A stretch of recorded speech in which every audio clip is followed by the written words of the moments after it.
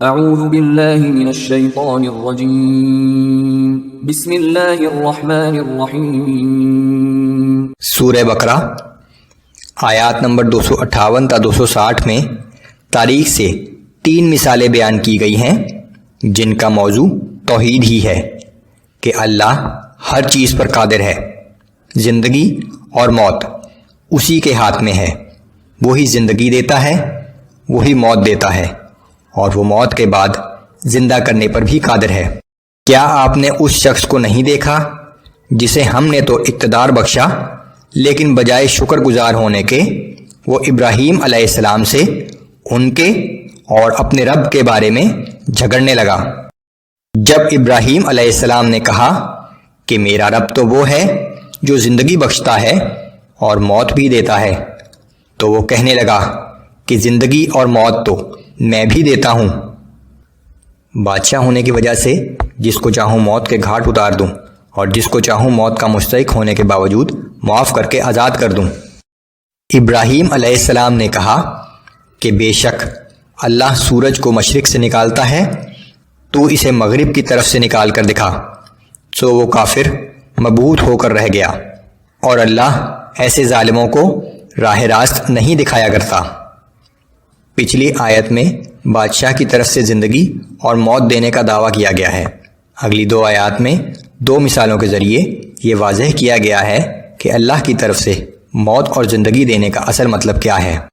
یا اسی طرح اس شخص کو نہیں دیکھا جو ایک بستی پر سے ایسی حالت میں گزرا جو اپنی چھتوں پر گری پڑی تھی، تو اس نے حیرانگی سے کہا کہ اللہ اس بستی کو موت کے بعد کیسے زندہ کرے گا؟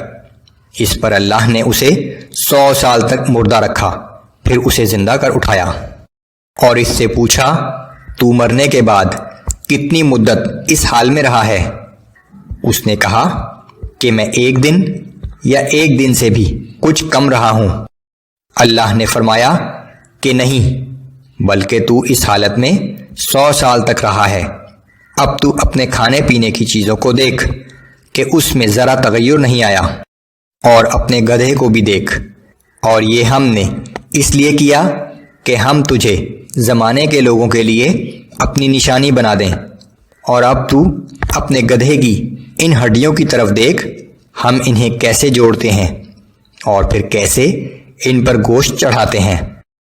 اس طرح جب حقیقت اس کے سامنے آشکارا ہو گئی تو وہ بول اٹھا کہ میں خوب جان گیا ہوں کہ بے شک اللہ ہر چیز پر پوری طرح قادر ہے۔